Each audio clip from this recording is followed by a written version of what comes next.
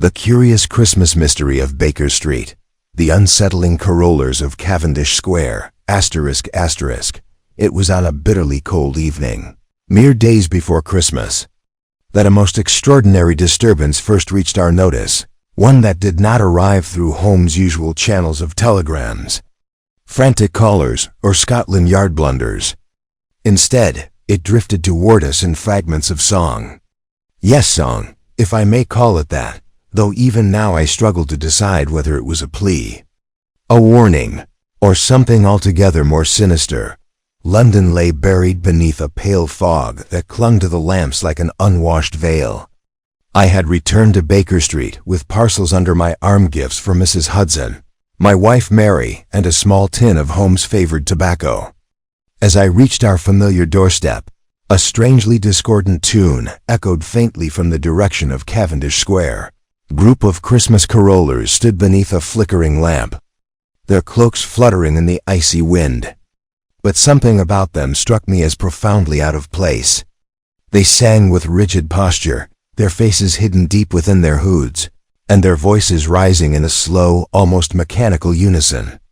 Not one of them moved naturally. Not one blinked.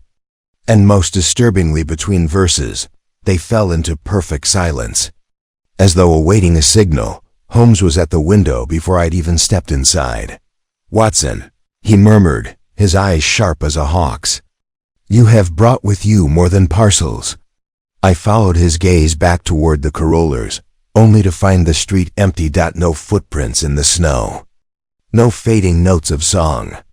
No sign they had ever been there at all. "You heard them?" I asked. "Certainly. And more importantly," he replied, shrugging into his coat, "I saw who they were following." "Carriages? A man? A group?" Holmes slipped a small revolver into his pocket, never a comforting sign.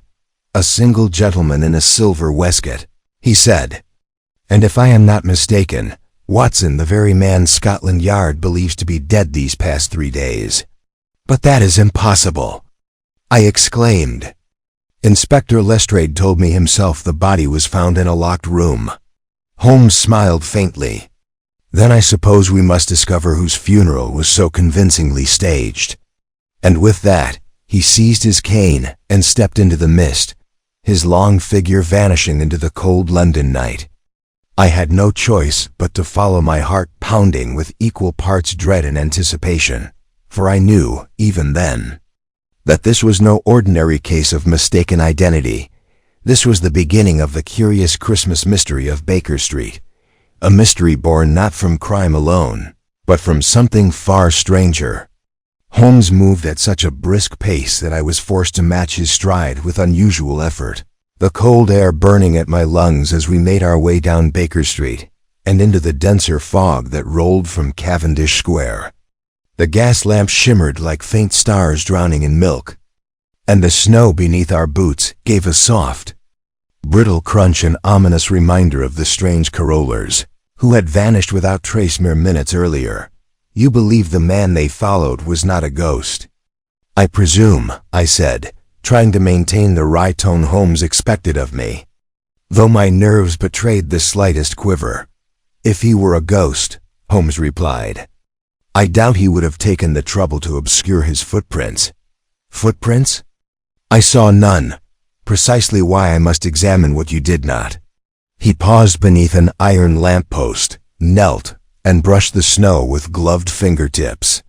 "See here, the upper layer is pristine, but beneath it, the snow has been compacted." I leaned closer. Holmes had scraped away just enough of the fresh powder to reveal faint depressions, the ghost of steps left before the newest snowfall. "How long ago?" I asked. "No more than 20 minutes. The snow fell lightly, but steadily enough to mask earlier tracks." Yet our subject did not linger long. Note the stride length, a hurried walk, bordering on a trot. Holmes stood again, his silhouette long and sharp against the sickle of moonlight, breaking through the cloud cover. "Watson," he said, "what did you observe about the carollers?" I hesitated.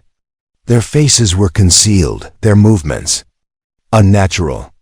Their song was off-key, as though rehearsed by those unfamiliar with music. And when they ceased singing, they fell into silence instantly. Excellent. Now consider their number. There were 6, I said slowly, though something about the memory felt imprecise, as though my mind refused to settle on the exact detail. Holmes watched me closely. 6? Are you certain? I blinked, trying to summon the image again. The lamp, the hoods, the stiff posture. Yet the number seemed to slip between my fingers like water. Perhaps 5, I admitted. Or 7. I can't be sure. And that, Holmes said, is precisely what troubled me.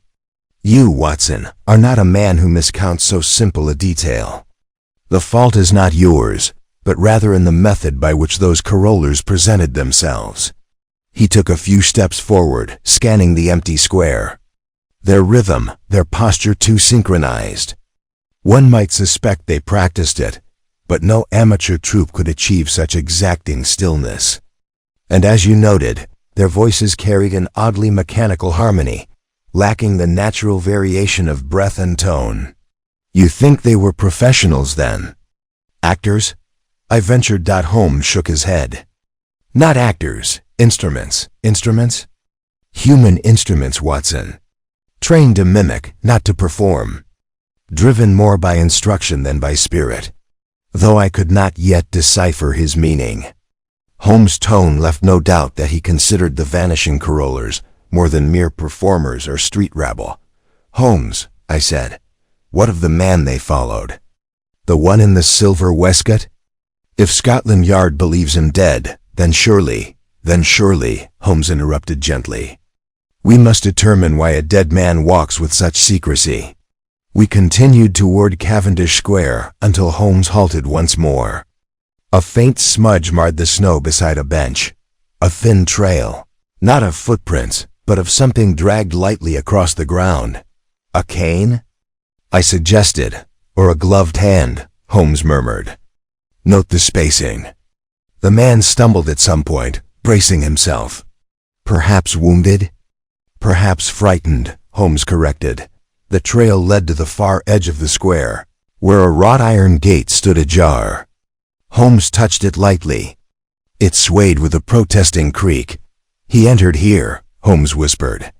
But why would he choose a route so exposed? Unless, he froze.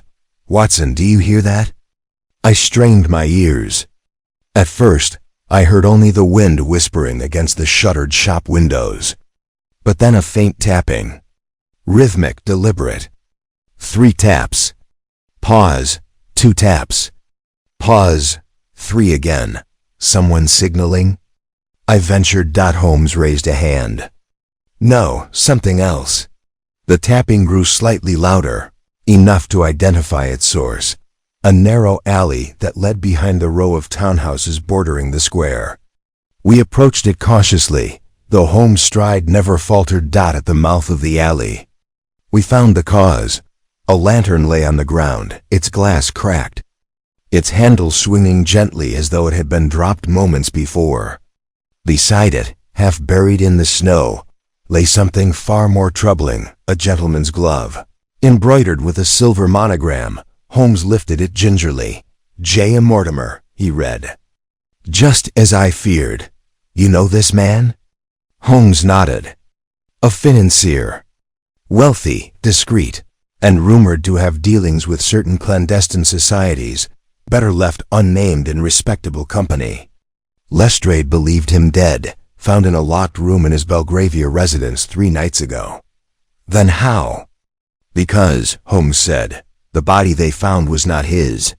The words sent a chill deeper than any winter wind could manage. Holmes examined the lantern's wick, sniffed the faint traces of oil on his fingers, then replaced the glove where he had found it.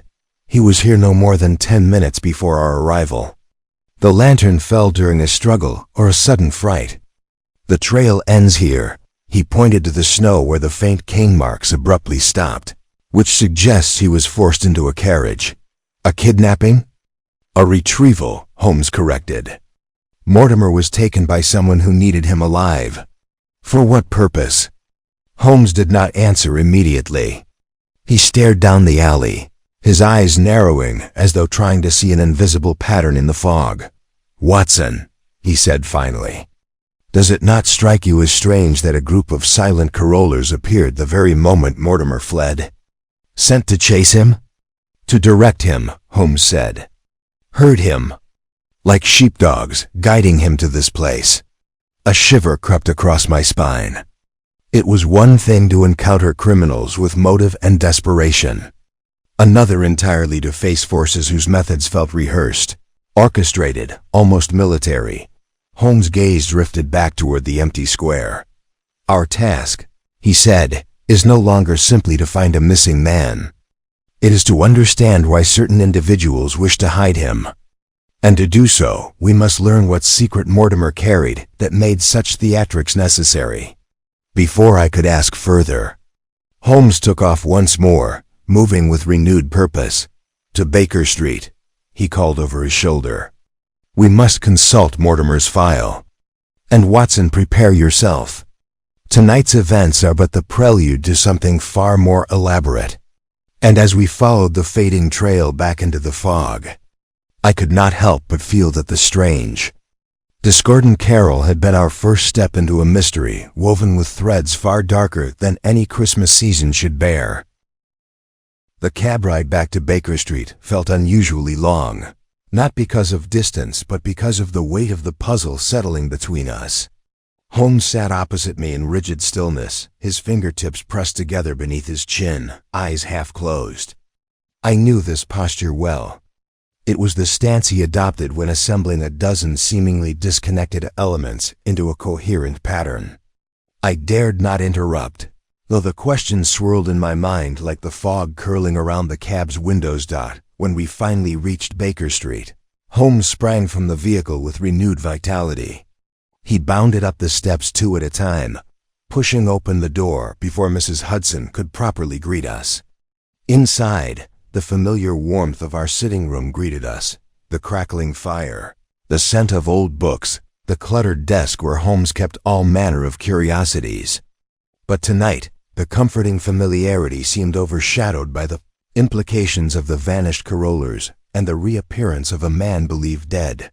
Holmes went directly to the cabinet, beside his chemistry table, where he kept a meticulously organized archive of cases, client notes, and private dossiers. Pulling out a slim folder marked Mortimer Jonathan A., he flipped it open and scanned the first page with keen intensity. "Watson," he said without looking up, "what do you recall of Mortimer's public reputation?" "Only what the newspapers have printed these last few years," I replied. "A respected financier, generous patron of several charitable institutions, and if rumor is to be believed, a man who dabbled in political maneuvering behind the scenes." Holmes nodded. "Precisely. But what the public does not know, what even Scotland Yard failed to uncover, is that Mortimer was not merely dabbling. He was orchestrating. Orchestrating what?" Holmes laid the dossier open on the table between us. Inside were letters, coded messages, and newspaper clippings. The most prominent item was a telegram bearing an official government seal, yet its lower half had been torn away. He was involved with a covert advisory group, Holmes said, tapping the incomplete telegram. "A council of financiers and political strategists who met in secret to influence certain decisions of state. Their existence is not official, but their influence is very real." "And you believe this group is connected to his disappearance?" Holmes closed the folder with deliberate care. "I believe Mortimer attempted to break from them. A man burdened with secrets he no longer wished to carry is a dangerous liability to those who depend on silence." "But why stage his death?" "To preserve the illusion that he can no longer speak," Holmes replied. "A dead man cannot betray secrets." I felt a chill unrelated to the winter air. "And yet," I said, "he is clearly alive." "Which means someone took great care to ensure his whereabouts remained unknown." Holmes smiled faintly. "Just so. Mortimer's death was for the world. His capture was for the few." Before I could respond, Holmes crossed the room and knelt beside the fireplace. There, half concealed beneath our rug, he retrieved a slim metal case. Within it lay a delicate set of instruments and powders. He selected a small brush and vial. "You remember the glove we found?" he asked. "Of course." I brushed the interior with a reagent before leaving the alley. The powder reacts with certain oils left on the fabric by human skin. With swift precision, Holmes sprinkled a minute quantity onto the glove's thumb and forefinger. A faint, bluish shimmer appeared. Mortimer was holding something metallic, something small, and of considerable weight. "A coin? A key?" Holmes shook his head. "Not heavy enough for a coin purse, too dense for an ordinary key. I suspect a mechanical device of some sort." He held the glove closer to the firelight. The shimmer grew brighter at the fingertips but faded at the palm. "He held it for mere seconds," Holmes said. "Perhaps dropped it. Perhaps passed it to someone. Or had it taken from him," I suggested. "Indeed. And that, Watson, may be the reason he was pursued." Holmes set the glove aside and stood. Mortimer fled with something essential. Something his pursuers needed returned. When they intercepted him in the alley, they removed it and forced him into the carriage you suspected. Then what of the chanting? The corollers? I asked. What purpose could they possibly serve? Holmes paced slowly, his stride thoughtful. Mortimer was panicked. He fled without direction. His followers, those corollers, were guiding him toward a prearranged intercept point. Guiding him with song? I exclaimed. Not song, pattern, rhythm. Holmes' eyes flashed with excitement. Consider how one might lead a frightened animal at night, using distinct sounds to direct its movement. Mortimer would not consciously follow them, of course, but in panic. Humans sometimes gravitate toward what appears organized, structured. The uniform rhythm would have suggested safety. But why perform it so strangely? So unnaturally? To avoid identification. Their voices were modulated, possibly altered by devices or trained to maintain a controlled cadence. I recalled the rigid posture of the hooded figures and felt again that sense of unease. Holmes stopped suddenly. Watson, do you smell that? I inhaled deeply. Only the crackle of firewood and the familiar scent of Holmes' tobacco met my senses. No, I said. What am I to detect? Holmes moved toward the window. Not tobacco. Camphor. Before I could inquire further, he parted the curtains just enough to peer outside. I joined him, and what I saw sent a jolt through me. Across the street, half hidden in the mist, stood a lone figure cloaked in a dark coat, facing directly toward our window. The figure did not move, not a shift in stance, not a turn of the head. They stood with a rigidity disturbingly reminiscent of the CROLS. Holmes observed the figure with complete calm. It appears, Watson, that our evening has gained an audience. But how? He arrived moments ago, Holmes said quietly. The scent of camphor drifted in through the slight crack in the window frame. A common preservative used on certain foreign fabrics. And he stands precisely where Mortimer's carriage would have last passed. A watcher, most likely. For whom? For whoever orchestrated Mortimer's abduction, Holmes replied. And if they know we retrieved the glove, they may suspect we are now entangled in their affairs. The figure across the street took one slow, deliberate step backward, then another, before finally dissolving into the fog. With unnerving fluidity, Holmes released the curtain. It seems, he said, his voice low but steady, that we must proceed with far greater caution than I anticipated. Mortimer's enemies are aware that someone has taken interest, and they intend to ensure that interest does not deepen. He turned back toward the fireplace, his eyes alight with cold determination. Watson, we are dealing with adversaries of remarkable discipline and preparation.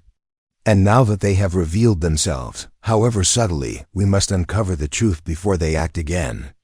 The weight of his words settled heavy in the room and outside. The fog thickened, as if London itself held its breath for what would come next. Holmes remained still for a moment after the watcher vanished, his gaze fixed on the curtain as though he could still sense the figure's presence lingering somewhere in the fog outside. The fire crackled behind us, yet the warmth did little to dispel the chill that had settled in the room, not from the cold night air, but from the knowledge that unseen eyes now tracked our every movement. I moved toward the window, half expecting the figure to reappear, but Holmes raised a quiet hand. "No need, Watson. He will not return tonight." His purpose was not to observe, but to be seen.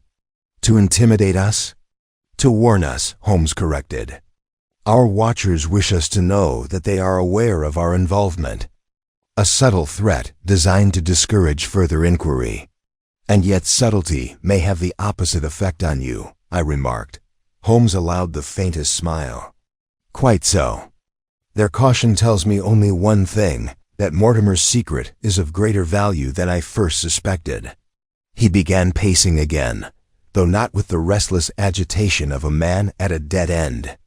Holmes moved with measured purpose, his mind stitching together the evening's discoveries like a tailor aligning the pieces of a delicate garment. I watched him, knowing he would speak the moment a conclusion crystallized in his thoughts. Finally, he stopped before the hearth. "Watson, there is one matter that continues to trouble me, Mortimer's fear." "He fled for his life," I said. "Naturally he was afraid." "Ah, but men fear differently when hunted by those they know," Holmes said. There was desperation in the way his glove tore, and the lantern fell, and we saw no signs of a prolonged chase in the square. Mortimer was not merely running from pursuers, he was running from an unexpected betrayal. "You believe someone he trusted turned on him?" "Trust," Holmes murmured, "is the most fragile element in any conspiracy. Break it, and even the most disciplined man will flee." He crossed to the desk again, flipped through the last page of Mortimer's file, and paused. "Watson, look here." He handed me a fragment of a letter written in neat, sharp penmanship. It bore no signature, but Mortimer's marginal notes made clear it was from someone within the secret advisory circle. Holmes had mentioned, the vote must remain unanimous. If even one dissents, the mechanism fails. Inform no one. Meet only at the designated hour. Beneath it, Mortimer had scribbled a single line. "I no longer trust the circle. JL intends something dangerous." "JL?" I whispered. "A colleague?" Holmes nodded. "A man with influence enough to orchestrate a staged death. Someone who expected Mortimer's compliance and realized, too late, that their trusted associate had begun to suspect foul play." He tapped the margin. "Mortimer's independence sealed his fate." "But if Mortimer sensed danger," I said, "why not approach Scotland Yard?" "Or you?" Holmes' tone softened. "Fear can distort judgment. Mortimer may have believed he could outmaneuver his conspirators alone, only to realize too late that the net around him was far wider than he anticipated." A log split in the fire, sending sparks upward. For a moment, neither of us spoke. At last, Holmes took his coat again. "There is someone who may shed light on the identity of this. Someone who would know Mortimer's inner circle far better than the Yard." "Who do you mean?" I asked, rising. "His wife." I blinked. "Mortimer's wife? But I thought she retired from public life after their son's illness," Holmes said. "Precisely. She isolates herself from the social sphere, yet she was Mortimer's closest confidant in private matters. If anyone knows who he feared, it is she." I hesitated. "Will she receive us at this hour?" Holmes gave a rare shrug. "A man believed dead walks through London tonight. I suspect she will welcome any truth, however untimely." We departed Baker Street once more, the fog now thicker, clinging to the lamps until their light seemed to bleed into the night. Our cab driver complained bitterly about the visibility, but Holmes assured him he knew the route to the Mortimer residence well enough to guide him through every turn. As we neared Belgravia, the streetlights grew brighter and the houses more grand. their windows adorned with wreaths and candles for the coming holiday. Yet the Mortimer townhouse stood dark except for a faint glow behind the upper curtains, solitary vigil kept by someone unwilling or unable to rest. Holmes knocked with 2 sharp raps. After several moments, the door opened a cautious inch. A woman's pale face appeared behind the chain. "Yes?" she whispered. Her voice was steady, but her eyes were rimmed with exhaustion. "Mrs. Mortimer," Holmes said gently. "My name is Sherlock Holmes. This is Dr. Watson. We come concerning your husband." The chain slid open at once. She ushered us inside without hesitation. The interior of the house bore the unmistakable presence of grief. Drapes drawn, mirrors covered, flowers wilting in vases. Mrs. Mortimer led us to a sitting room lit by a single lamp. Her hands trembled as she gestured for us to sit. "You found him?" she asked, voice trembling between hope and despair. Holmes took a careful breath. "We cannot yet say precisely what we have found, madam. But we believe your husband may still be alive." Her hand rose to her lips, and for a moment she looked ready to collapse. Then, with surprising resolve, she straightened its trembling and whispered, "I knew it." "You knew?" I repeated. Mrs. Mortimer nodded. "When the Yard told me he had been found dead, everything within me rejected it. Jonathan was troubled these past weeks, deeply troubled, but he was not the kind of man to meet such an end. He said someone was trying to force him into a choice he would not make." Holmes leaned forward. "Did he mention a name? An initial?" She hesitated. Then, almost unwillingly, she whispered, "He spoke of a man he once admired.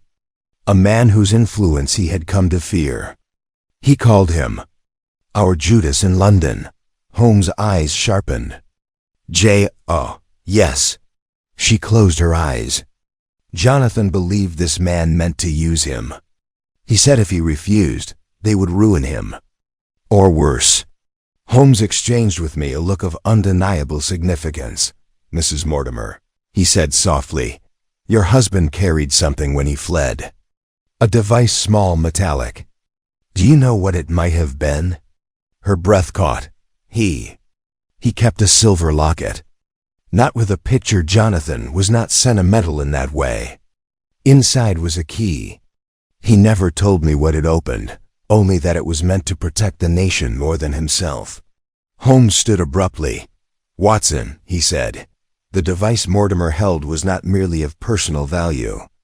It unlocked something far greater. Something his enemies require." Mrs. Mortimer looked between us, tears filling her eyes. "If Jonathan is alive, Mr. Holmes, I beg you, bring him home." Holmes bowed his head. "I intend to, madam." As we left the Mortimer residence and stepped back into the waiting fog, Holmes' expression had hardened with a clarity I knew well. "Watson," he said, "we must recover that key. For Mortimer's sake, and perhaps for England's." And somewhere in the distance, faint but deliberate, came a soft tapping. 3 taps. Pause. 2 taps.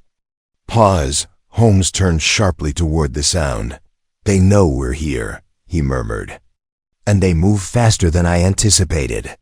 The night deepened, and the chase began anew.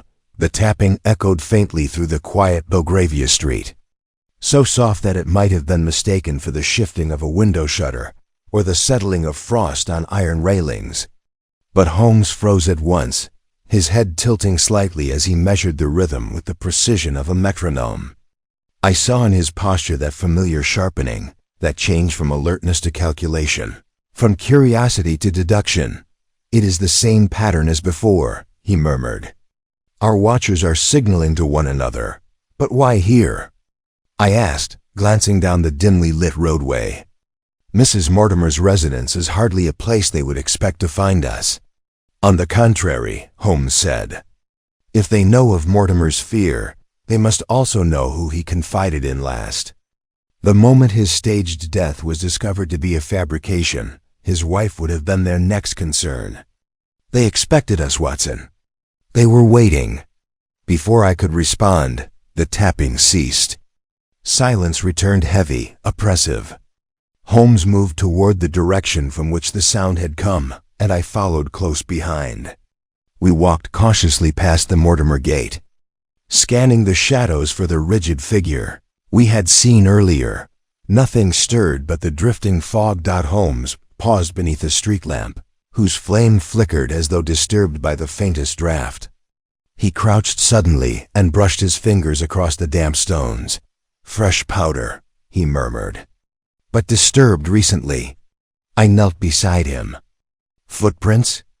"No, neat prints." I blinked. "Why kneel?" Holmes' eyes flicked upward, inspecting the lamppost. "Because, Watson, a tall man might conceal a small device here without notice." He rose, reached up, and ran his fingers along the underside of the iron frame. Then he stopped, hooked his fingertip behind a thin object almost invisible against the metal, and drew it downward. It was a small brass cylinder, no longer than a finger, capped at both ends, its surface engraved with a faint geometric pattern. "A signaling capsule," Holmes said quietly, "designed to emit sound when struck internally by a tiny mechanism. A calling card used by operatives who require communication without speech." I felt a pulse of apprehension. "Then someone placed it here moments before we arrived." "Indeed," Holmes said, turning the object in his hand. "Which means they wish to guide someone. Perhaps their own agent." "Or us," I muttered. Holmes considered that. "Unlikely. They would hardly wish to lead us deeper unless they were certain they held the advantage." He slipped the cylinder into his pocket. "Regardless, it confirms that we are now very close to the heart of this affair." We continued along the street until Holmes suddenly halted and turned his head, sharply left toward an alleyway narrower than the width of two men. I could see almost nothing within it. The fog clung there more densely, a shroud of silver white that seemed to swallow the very light. Then, faintly, a shape moved. I instinctively reached for my revolver, but Holmes put a restraining hand on my arm. "Steady, Watson. Let us observe first." The shape stepped forward and resolved into a small boy, no more than 12, his clothes ragged, his face pale beneath the lamplight.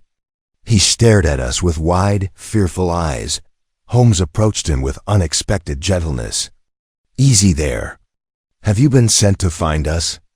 The boy swallowed, giving a trembling nod. "Why, yes, sir. A man paid me a shilling to deliver a message. He said to wait by the lamp until two gentlemen came out of the Mortimer house." Holmes and I exchanged a glance of immediate tension. "Describe the man," Holmes said. "He wore a dark coat." "Sir," and a scarf round his mouth. "Tall, didn't speak much. Just said I was to give this to you." The boy held out a folded piece of paper. Holmes took it, but before opening it, he asked, "Did he say where he was going?" The boy shook his head. "Only said you'd know what to do after reading." Holmes pressed a coin into the boy's hand and told him to run along quickly and not to look back. The child fled at once, disappearing into the fog like a wisp of smoke. Only then did Holmes unfold the note.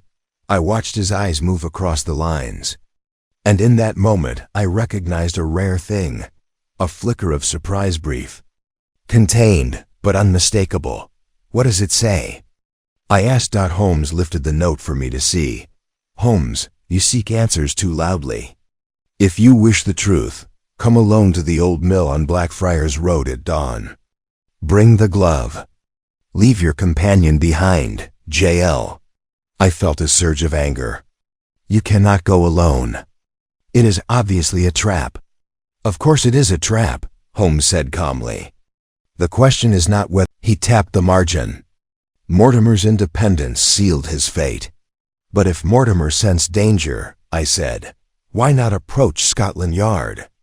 Or you?" Holmes' tone softened. "Fear can distort judgment. Mortimer may have believed he could outmaneuver his conspirators alone, only to realize too late that the net around him was far wider than he anticipated." A log split in the fire, sending sparks upward. For a moment, neither of us spoke. At last, Holmes took his coat again. There is someone who may shed light on the identity of this. J.L. Someone who would know Mortimer's inner circle far better than the Yard. Who do you mean? I asked, rising. His wife. But to walk straight into their hands? Holmes placed a steadying hand on my shoulder. I do not intend to walk blindly. And I do not intend to be alone, not truly. There are ways for you to follow at a distance, unnoticed. His eyes gleamed with strategy, not recklessness. But first, he continued, we must determine what J.L. hopes to gain. The glove holds no significance except for the trace it carried. Yet he demands it. Why? Perhaps he believes Mortimer still had the key. Holmes nodded. Or perhaps he wishes to confirm what we know. He folded the note carefully. Either way, the meeting is pivotal, and it must be handled with the utmost precision. We began walking back toward the cab stand, but I sensed Holmes' attention was no longer on the street before us. His thoughts were already racing toward dawn, toward the mill on Blackfriars Road, toward the man who called himself J.L., and as we walked, I could not shake the uneasy sense that every step brought us deeper into a web spun by an unseen strategist, one who anticipated our moves as skillfully as Holmes anticipated his. The fog thickened once more, curling around us like the breath of some great, silent watcher hidden just beyond sight. The fog only deepened as we made our way toward the main road, its thickening veil swallowing the glow of distant lamps until the world seemed reduced to the faint crunch of frost beneath our boots. Holmes walked in purposeful silence, each step measured, but the restless flicker in his eyes betrayed the calculations racing behind them. I knew better than to interrupt his thoughts. Yet the weight of the message, its threat, its audacity hung between us with oppressive heavines. At last, Holmes spoke. Watson, consider the precision of it. J.L. sends a boy, an innocent, easily overlooked courier, and times his arrival to coincide with ours down to the minute. That implies careful observation. And a network, I added. One that has been in place far longer than Mortimer's stage death. Precisely. We are not dealing with amateurs. Whoever orchestrates this is accustomed to controlling events before they unfold. His tone sharpened, which makes their invitation all the more curious. Why summon me at dawn? Why alone? Why the mill? The questions lingered in the frigid air, unanswered yet forming the contours of a truth Holmes was approaching with deliberate caution. We reached the cab stand, where a single hansom waited beneath a flickering lantern. Holmes glanced around before signaling to the driver. As we climbed inside, he leaned close and murmured, not a word to the cabman about our destination. I nodded. Holmes gave an entirely false address, and the cab rolled into motion with the jolt of hooves on cobblestones. Only then did Holmes allow his thoughts to surface. Watson, the old mill on Blackfriars Road has been abandoned for years. It stands near the river, isolated, shielded by warehouses and the noise of early laborers. A perfect place for a clandestine meeting or an ambush. Then surely you see the danger, I said. They expect you to walk straight into their control. Ah, but control is a delicate illusion, he replied quietly. Even the cleverest trap can be inverted if one understands its mechanism. What mechanism do you suspect? Holmes tapped the pocket where he had placed the brass signaling capsule. J.L. uses sound to communicate. That suggests a preference for covert signals rather than visible gestures. If he has agents near the mill, they will rely on these devices or similar ones. If we can intercept their signals, perhaps even mimic them, we gain an advantage. He paused, studying me. But for this, Watson, I shall need you more than ever. They will search for me, but they will not expect you. His meaning struck me with a force equal parts pride and apprehension. You mean for me to follow from the shadows, as you have done before, Holmes said, his voice warm with conviction. At a distance, unheard, unseen. They will be watching the main road, but there is a secondary route along the embankment. You may reach the mill first, find cover, and observe the surroundings. I took a steadying breath. I will do it. I knew you would, Holmes said softly. The cab rattled over a bridge, the air growing colder as the Thames came into view through the fog. Somewhere beyond the river lay the broken silhouette of the mill, our destination, our next peril. Holmes leaned back. But his restlessness betrayed itself in the faint movements of his fingers against his knee. I recognized the pattern. He was assembling possibilities, weighing risks, calculating every angle of a coming confrontation whose shape was still partial, unfinished. What troubles you most? I asked quietly. Holmes' reply was low, almost reluctant. The signature, JL? Yes, the initials are both too vague and too bold. Anyone wishing anonymity would choose a cipher. Anyone flaunting identity would sign a full name. JL is neither. It is a challenge. A message within the message. Perhaps a test, I suggested. Holmes nodded slowly. Exactly. And I must determine what being tested. My reasoning? My caution? Or my willingness to sacrifice advantage for the sake of truth? JL believes he has predicted my response. That presumption alone makes him dangerous.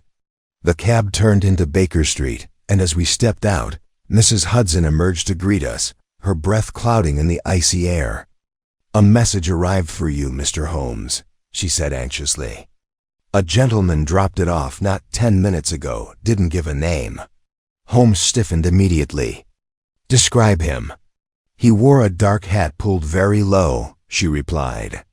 I thought at first he was a tradesman, but he left too quickly for me to be sure.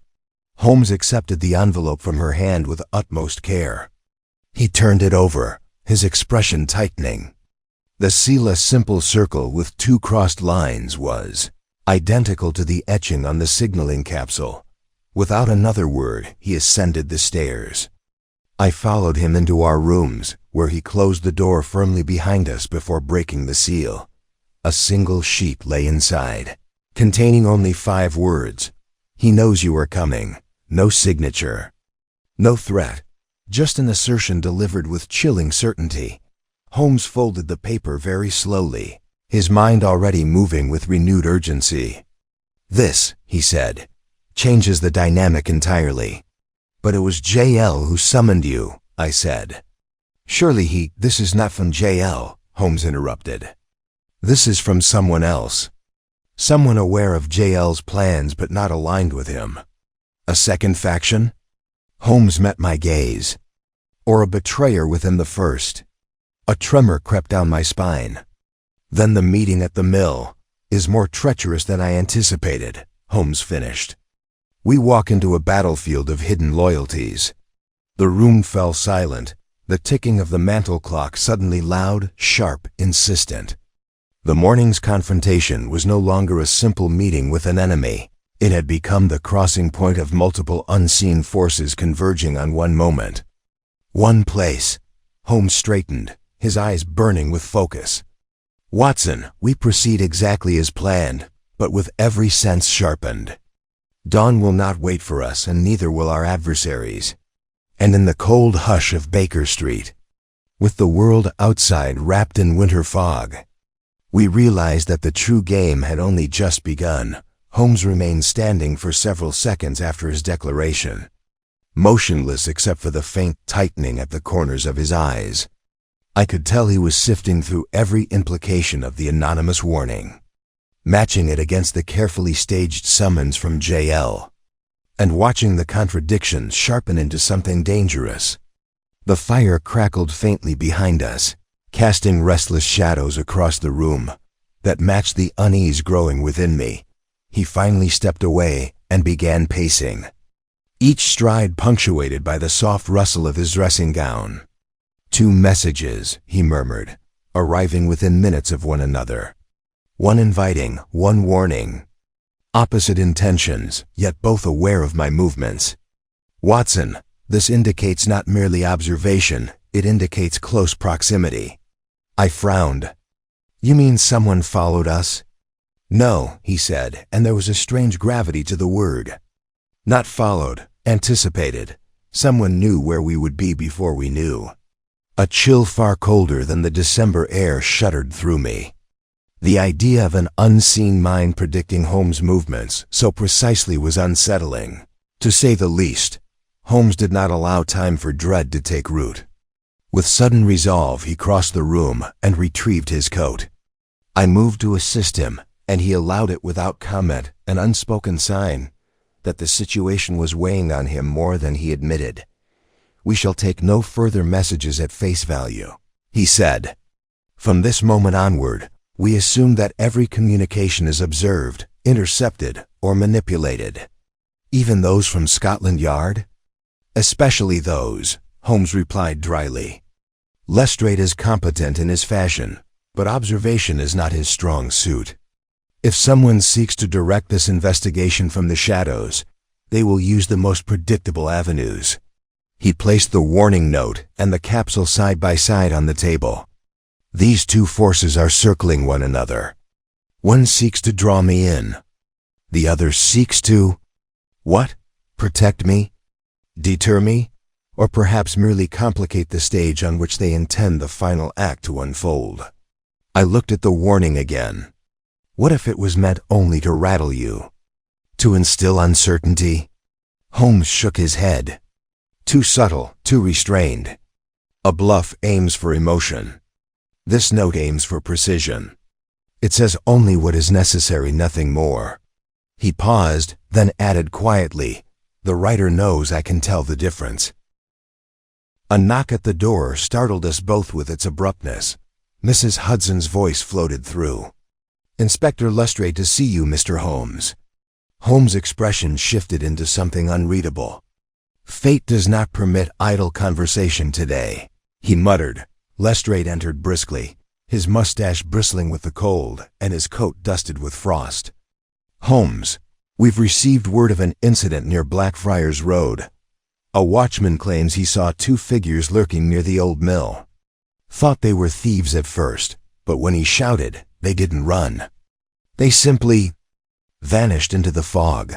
"Vanished?" Holmes repeated, a glint of interest sparking. Lestrade nodded. "Aye. He described one as tall and the other shorter, but that's all he could manage. Something about metal clicking as they disappeared. Wanted to tell you directly before the Yard files swallowed the report."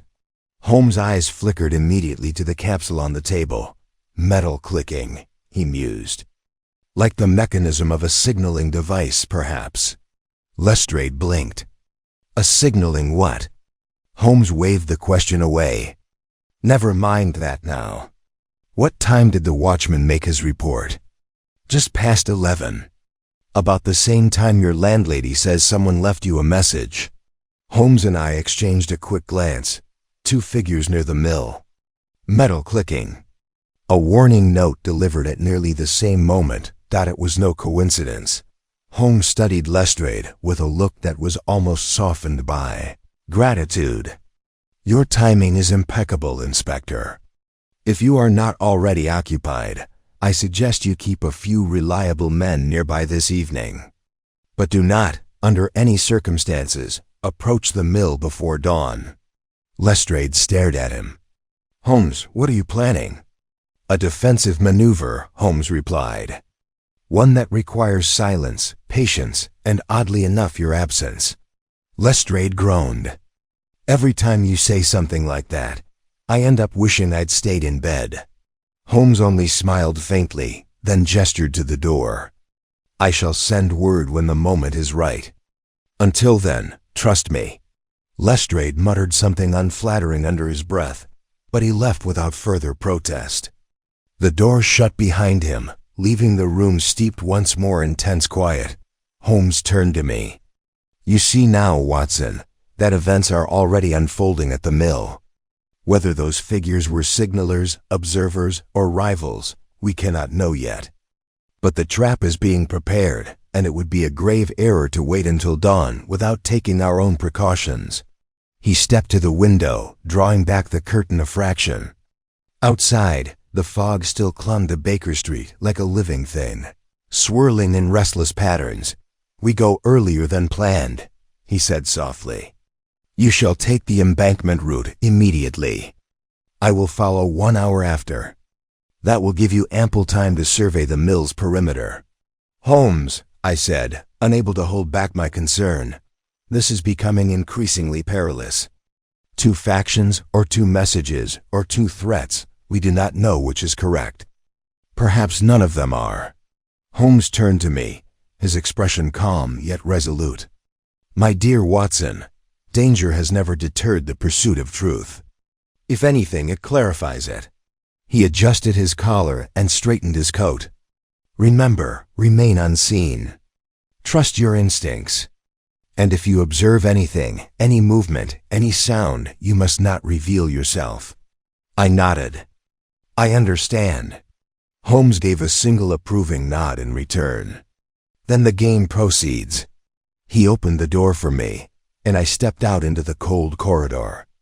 For a moment, we stood facing one another, hearing only the distant hum of London's winter night. "Take care, Watson," Holmes said quietly. "Tonight, the shadows themselves may be watching."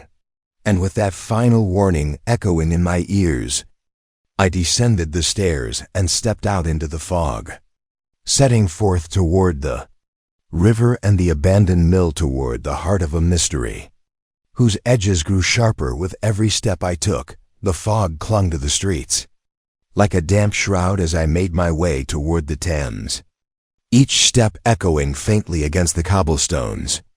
Baker Street receded behind me, its familiar warmth replaced by the stark, biting cold of uncertainty. Holmes' instructions replayed in my mind with every turn. Remain unseen. Trust your instincts. Observe everything. The weight of the task pressed upon me, but so too did the quiet conviction that Holmes believed I was equal to it. As I approached the embankment, the muffled roar of the river rose through the fog, accompanied by the distant clatter of early workers preparing for the morning's toil. Gas lamps flickered weakly, their halos swallowed by the dense mist. I kept close to the walls, avoiding open stretches, and soon the silhouette of the old mill materialized, dark, halting, and forbidding. Its brick walls were chipped and blackened by years of neglect, and its windows, where glass once reflected the bustle of industry, now gaped like empty sockets into the night.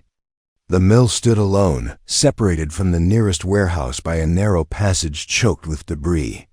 Shapes loomed in the fog: stacked crates, rusted machinery, discarded barrels that cast warped shadows across the ground. I slowed my pace, every sense sharpened by the gravity of my role. Holmes would not arrive for nearly an hour. Until then, the field belonged to me. The first step was to understand the terrain. I circled the outer boundary, pressing my back against cold brick, listening for any hint of movement. Twice I stopped, thinking I heard the soft scrape of a heel, but the sound melted into the river's growl before I could discern its source. The fog distorted everything: distance, direction, even the reliability of my own hearing. Near the rear of the mill, I found a slight rise in the ground, a mound of earth and broken stone beside a toppled cart. From its peak, I could survey the rear courtyard, the wide entrance from the street, and a sliver of the river beyond. It was the most advantageous vantage point I could hope for. Holmes would have chosen the same, I told myself. Drawing a small measure of confidence from the thought, I crouched low, settling into silence. Minutes passed, each one stretching with excruciating slowness. The cold seeped through my coat, settling into my bones. Yet I dared not move, not when the slightest shift might betray my presence.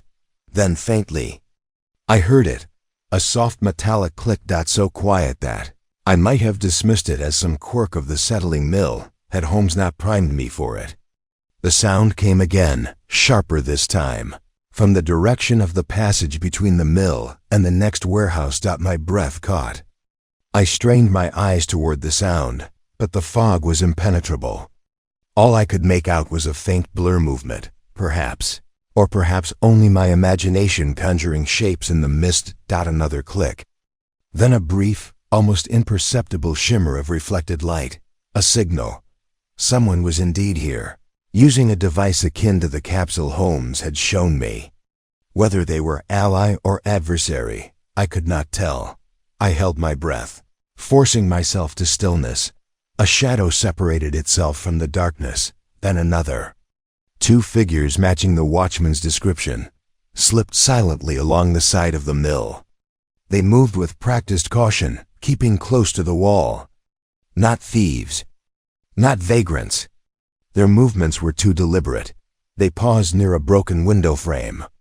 One raised a small metal object, the source of the clicking, no doubt, and seemed to be listening for a response.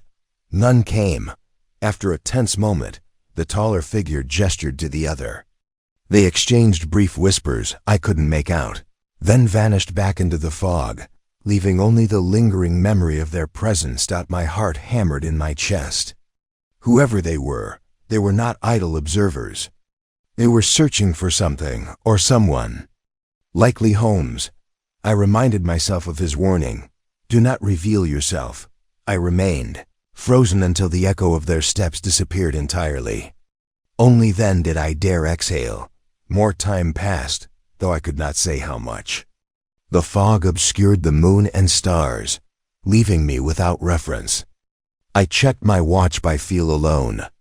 Holmes' arrival must have been drawing near. I strained my ears again, listening for the steady rhythm of his footsteps. Nothing, instead. A new sound emerged, soft, deliberate, pacing across the loose gravel near the front entrance. This time it was only one set of footsteps. Sank lower behind the mound and peered toward the noise. A figure emerged, wrapped in a long coat, collar turned high. Their gait was confident, unhurried, as though they had no fear of being observed. They approached the main door of the mill and paused, studying it with the scrutiny of someone deeply familiar with its secrets. The figure withdrew a small lantern from within their coat and shielded the flame with their hand so only the faintest glow escaped. They held it close to the door's rusted hinges, inspecting something I could not see from my distance. Then the individual stepped back and performed a curious gesture, 3 slow taps on the wood with their knuckles. A pause, then 2 more. A coated knock. I held my breath, half expecting the door to swing open. But it remained still, refusing the invitation. The figure did not knock again. Instead, they pressed their hand flat against the wood, lowering their head as though listening to something beyond its surface. Then dashed just as silently as they had arrived. They turned away and disappeared behind the mill, following a path opposite to where the earlier pair had gone. The fog swallowed them whole. I stared at the empty doorway, uneasy. 3 taps, then 2. Why that pattern? What had they been listening for? Why retreat without attempting entry? Before I could dwell further, I heard another sound, this one familiar, reassuring in its brisk precision. Footsteps. Holmes. Footsteps. He emerged from the fog like a figure stepping out of a half-formed dream, his tall frame wrapped in shadow. He paused exactly where the earlier stranger had stood, his eyes lifting toward my hiding place with uncanny accuracy. Though he gave no sign of having spotted me, he surveyed the entire courtyard, taking in more in 10 seconds than I had managed in an hour. And then I saw the muscles in his jaw tighten.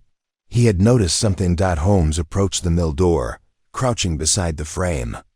I watched him produce a small glass lens from his coat, examining the wood with fastidious intricacy. When he lifted his head at last, his expression hardened, not in surprise, but confirmation. He had expected to find whatever he found, yet instead of entering the mill, he withdrew into the shadows and positioned himself behind a pile of crates near the front. I waited for a signal from him, a gesture, a glance, anything, but he did not look in my direction. He remained utterly still, poised as though awaiting the next move in a game whose rules only he understood. Seconds stretched. Then another click of metal. Closer this time. Holmes turned his head slightly. Someone else was approaching, and Holmes meant to meet them unseen. I gripped the edge of the mound, Pulse thundering in my ears. The real confrontation was about to begin. Holmes did not move, not even to adjust his footing. Yet I sensed a sudden heightening of his alertness, as though every fiber of his being had sharpened to a single point. I pressed myself lower against the cold mound of earth, scarcely daring to breathe. The faint click of metal came again, this time followed by the soft crunch of gravel beneath slow, deliberate steps. Someone was approaching the front of the mill with a confidence that mirrored Holmes' own. But without his stealth, a silhouette took shape in the fog, a tall figure at first, though the mist exaggerated every proportion. As the newcomer stepped closer, details slowly emerged. A long coat, slightly worn at the edges. A scarf wrapped high around the jaw. A hat tilted in such a way as to obscure any glimpse of the face beneath. The figure moved with a curious mix of assurance and caution, pausing now and then as if testing the air. Holmes remained utterly motionless. The figure reached the mill door and, just as the earlier stranger had done, raised a hand and tapped 3 times, slow, measured, deliberate. A brief pause followed, then 2 more taps. The same coded knock. But unlike before, the figure lingered, as though expecting a different result. Holmes' eyes glinted faintly from behind the crates. I knew that look. He had anticipated this exact development. The door remained firmly shut. Then, without warning, the figure reached into their coat and withdrew something small and metallic. Even from my distance, I caught the faint flicker of reflected light. The figure held it near the door, as if listening for a signal. Holmes stiffened. Whatever device the stranger held, it was akin to the signaling capsule JL had used, but not identical. The glow it emitted was faint and tinged with a dull red hue, a rival device. The stranger pressed it to the wood, then tilted their head. The mill absorbed the gesture in silence. After several agonizing seconds, the figure lowered the device and whispered something I could not decipher. The words were soft, almost imploring. Holmes took a single step forward, barely perceptible yet filled with intent. As though sensing movement, the stranger's head snapped up. "Show yourself," the voice called out, not loud, but with authority. For an instant, silence swallowed the courtyard. The fog coiled in on itself, muffling every sound but the river's dull roar. Then Holmes stepped from the shadows. He did so with calm precision, his posture relaxed, almost conversational. Yet there was nothing casual in his eyes. They burned with intense observation. "Your method of entry appears unsuccessful," Holmes said quietly. "Perhaps because the door was never meant to open for you." The stranger recoiled half a step, not in fear, but in surprise. The red-tinged vest vanished swiftly back into their coat. "You should not be here, Holmes," the voice said. "This matter does not concern you." Holmes smiled faintly.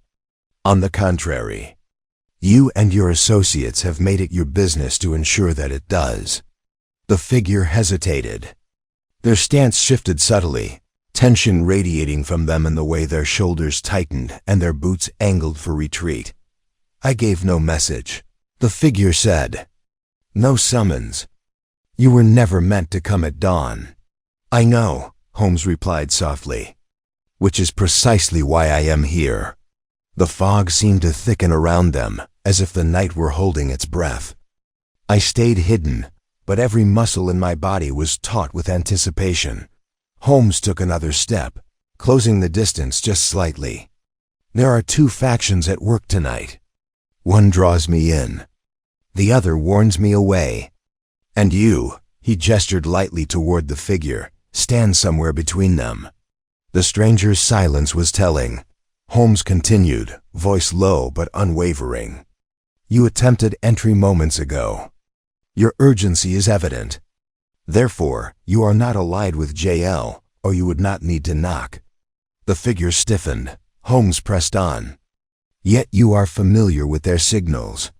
Familiar enough to mimic them, poorly but with intent. You know what awaits inside, but not who controls it." The stranger clenched their fists. For a moment, I feared they might bolt. Holmes raised a hand gently, as though calming a skittish horse. I am not your enemy, but you have brought me to this place. Whether you meant to or not, I brought you? The figure whispered. Yes, through omission. Holmes' gaze sharpened. You sent the warning. He knows you are coming. That was your handwriting. Your caution. Your desire to intervene discreetly. The silence that followed was weighted with confirmation. The stranger exhaled slowly, shoulders sinking in resignation. I did not wish for bloodshed. Holmes' tone softened. Then help me prevent it. The figure wavered. There was a fragility in their silence now, as though they were torn between duty and conscience.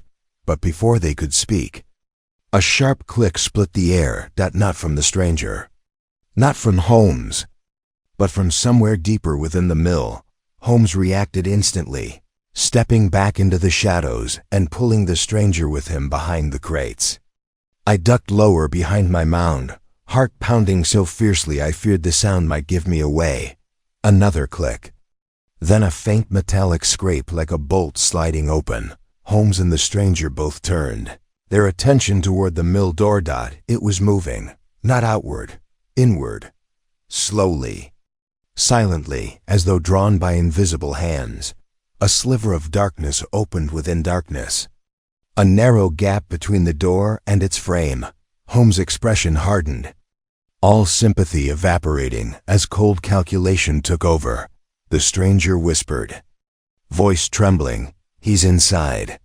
Holmes did not take his eyes off the opening. Yes, and he has been watching us. The door widened just enough for a thin beam of dim, unnatural light to spill into the courtyard. It cast a warped, shifting pattern on the ground like light reflected off rippling water. Though the Thames was too far to produce such an effect, someone or something moved behind that light. Holmes breathed one word, Watson. I jolted, knowing instinctively he meant stay hidden, not step forward. He had spoken my name as a warning, not a summons. The stranger beside him tensed. The mill door opened wider. A silhouette appeared. Tall, precise, still, and, from somewhere within the mill, a voice emerged, calm, measured, chillingly familiar despite being unheard before. I knew you would not refuse the invitation. Mr. Holmes.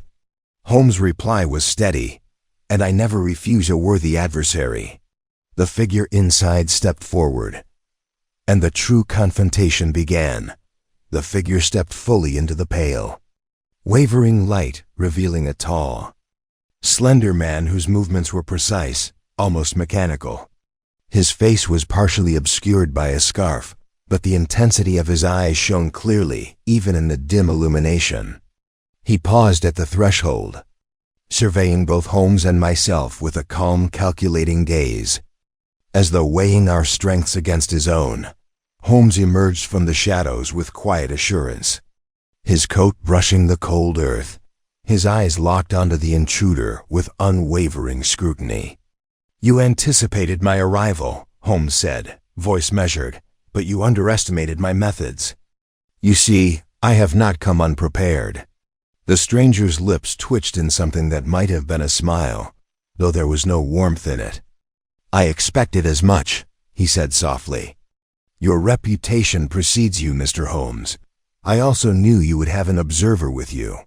His gaze flicked subtly toward my hiding place, but I remained perfectly still. He did not seek further confirmation. He assumed correctly that my presence was no accident. Holmes inclined his head slightly. Then we understand one another. But I must ask, why the elaborate signals, the warnings, the games? What is it you hope to achieve by luring me here? The man's eyes glimmered in the shifting light, reflecting a cunning that made my skin prickle. To observe you, to test your limits, to confirm the extent of your knowledge before making my move. Holmes' eyes narrowed. A test. A contrived puzzle designed to gauge my abilities. Interesting, but every puzzle contains a flaw, a point of leverage. And that is why I am here. To find it. The stranger tilted his head, studying Holmes intently. "You always find it. That is why you are a threat. That is why others fear you and why I must proceed carefully." He paused, then added with a faint laugh, "You think this is a simple duel of wits, but it is much more complicated than you imagine. You do not see the network behind these walls, the observers embedded in every shadow. One wrong move and you will not leave here alive." Holmes remained perfectly still, unmoved by the threat. "And yet you have chosen to confront me in a place where I control the environment, where every entry and exit is known to me, where every shadow can be observed. You have underestimated the one element that you cannot predict, my reasoning." For a moment, the silence of the mill hung heavily, broken only by the distant murmur of the river and the creak of the old structure.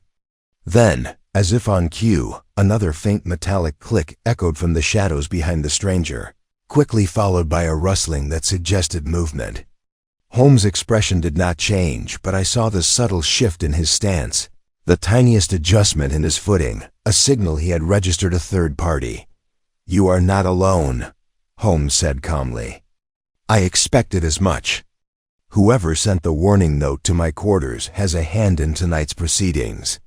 The stranger's eyes narrowed. "So you know there is a third party. Clever. You may have even deduced their identity." He stepped slightly forward, the light catching a glint of something metallic in his hand, another signaling device, smaller and more refined than the last. "But knowledge alone does not grant safety. You are here because I allowed it. You remain because I permit it. Every detail of this night is orchestrated." Holmes' lips curved faintly, though there was no warmth in the expression. "And yet, the orchestration has a flaw. You are overly cautious, relying too much on predictability. You assume that fear and uncertainty will control my actions, but I have accounted for it. Every observer, every device, every diversion has been considered." The stranger's hands flexed around the device, his composure strained for the first time. "And yet, here you are," he admitted. "Alive, observant, a step ahead, though I do not yet understand how you anticipated the sequence of events." Holmes' gaze sharpened. "Observation, deduction, and an understanding of human behavior. You and your allies may plan meticulously, but you rely on assumptions. I rely on evidence. Even your own signals reveal more than you intend." He gestured slightly toward the gap in the mill's doorway. "The network you believe hidden is transparent to me. Every step, every pause, every hesitation has left a mark for me to follow." The stranger's expression hardened, though a flicker of uncertainty passed over his features. He moved back slightly, reconsidering his position. "You speak boldly, Holmes. And yet you are outnumbered. Alone well, with your companion, who remains unseen, surrounded by those who await your misstep. Your logic may be flawless, but it cannot shield you from the unforeseen." Holmes tilted his head, eyes glinting. "Then the unforeseen must become foreseen. You have underestimated my ability to interpret the clues left before me. That is your critical error." I felt my pulse quicken, knowing that Holmes' words were not idle. Every pause, every glance, every measurement of space, every calculation of time Holmes had already accounted for the next moves, the likely interventions, and the traps that lay hidden in the mill's darkened interior. He was orchestrating not only the confrontation with the stranger, but also with those still unseen. The silent forces that had shadowed us since the first note arrived. Another soft click, closer now, signaled the approach of another shadow, almost brushing against the back wall of the mill. Holmes' head moved imperceptibly in my direction, but he did not call out. He waited, calculating the exact moment to act. The stranger noticed it too, his eyes darting toward the sound, and for the first time, a subtle tension broke through his practiced composure. Holmes whispered quietly, almost to himself, "The web tightens. And yet, every thread is visible." He straightened, stepping lightly from behind the crates, his voice carrying calmly across the courtyard. "Come now, show yourself.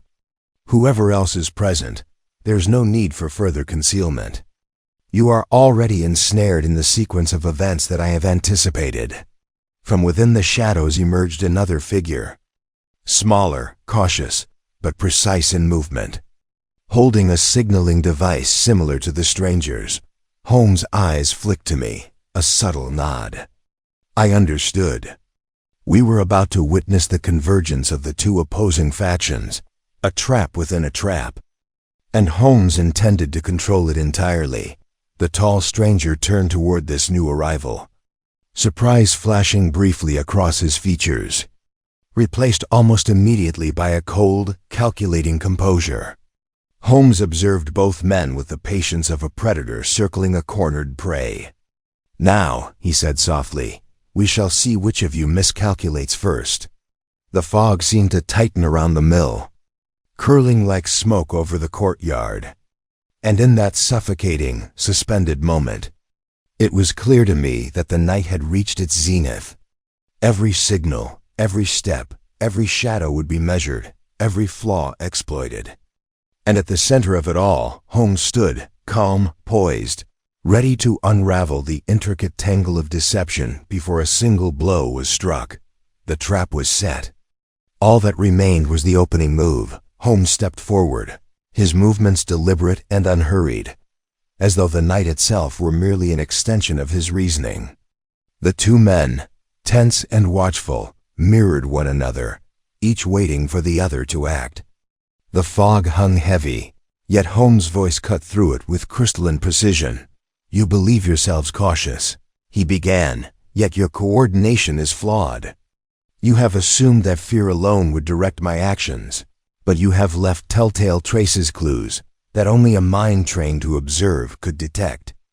Observe I did. The taller stranger's hand twitched, the device in his grasp momentarily forgotten. How did you know?" he demanded, though the words were edged with apprehension rather than incredulity.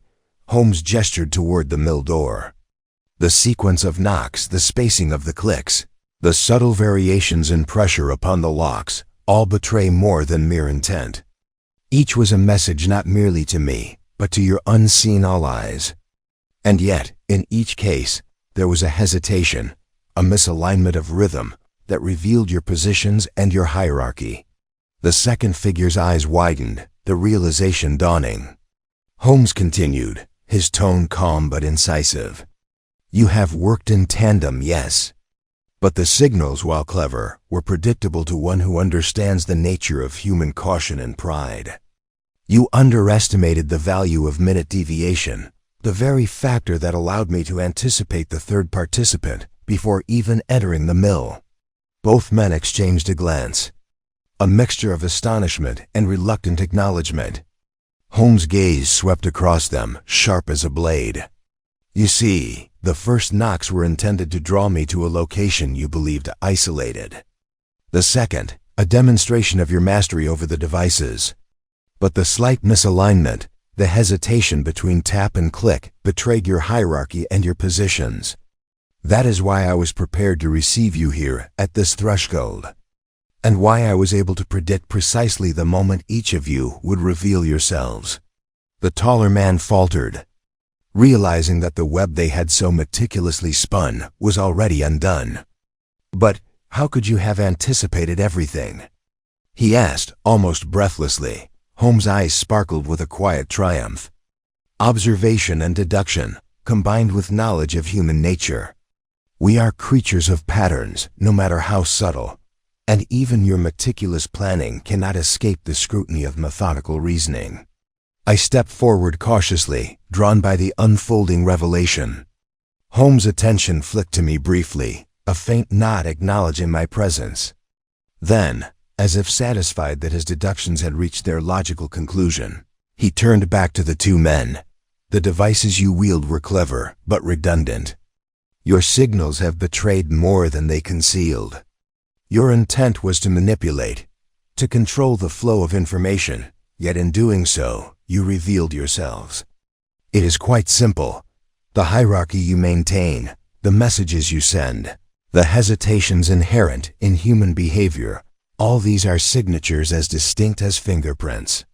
And so, my adversaries, you are caught, not by force, but by the very intelligence you sought to deceive. The taller man exhaled, a flicker of defeat passing over his features. And the third party?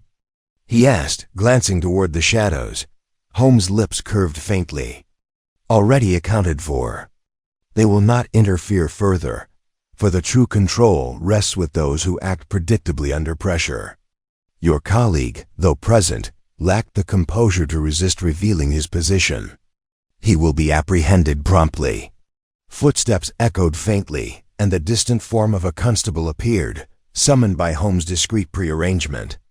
The two men exchanged one last glance, understanding fully that their careful plans had unraveled not by chance, but by Holmes' unparalleled deductive skill. Holmes turned to me, expression softening slightly.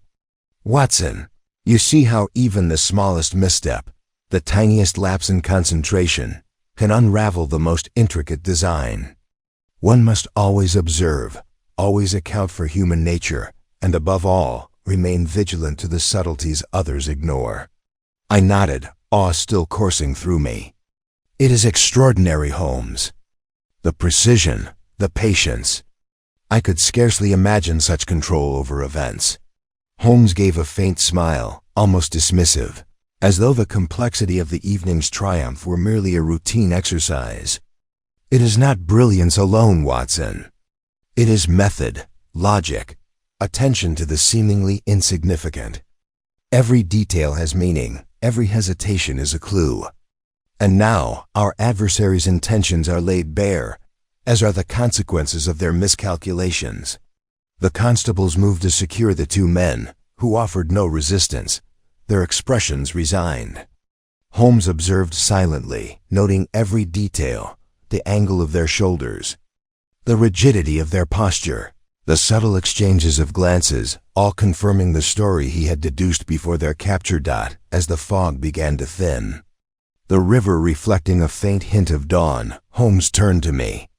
And so, Watson, Baker Street welcomes another Christmas not with chaos, but with clarity. The mystery, in its essence, was never about the devices, nor the coded signals. It was about understanding the minds behind them. And that is the lesson we must carry forward. I felt the weight of the night lift slightly, though the memory of tension and anticipation lingered. And the stranger who first appeared, the one who attempted to warn you. Holmes' gaze softened with rare warmth. He acted with caution, with conscience. That is why he remains free for now. Not all adversaries are without honor. Some recognize, ultimately, that the pursuit of their goal is incompatible with unnecessary harm. Such understanding must be allowed to persist, as it reinforces the balance between ingenuity and morality. I breathed deeply, letting the crisp morning air fill my lungs. The courtyard was empty now save for the rusted crates, the lingering fog, and the quiet presence of Holmes who, for all his formidable intellect, remained quietly human in his regard for order, reason, and the sanctity of deduction. Holmes turned toward Baker Street, his tall figure casting a long shadow in the slowly brightening morning. Come, Watson, he said, his voice carrying that familiar measured authority. Let us return home. Another case awaits, as always, and the mind must remain vigilant. For there will always be mysteries that beckon, and those who underestimate them. I followed him through the thinning fog, marveling at the elegance with which he had orchestrated events, guiding every outcome with the precision of a master strategist. As the lights of the city brightened and the river shimmered faintly in the early sun, I knew that this Christmas, Baker Street had borne witness to a victory not merely of intellect, but of the enduring clarity of logic over chaos, of insight over deception, and of Holmes' unwavering genius. Even as we walked, he was already considering the next puzzle, the next hidden truth, the next subtle deviation that would challenge reason itself. And I, faithful chronicler, could only follow pen in hand, ever in awe of the mind that saw the world as no other could, and yet remained ever remarkably human.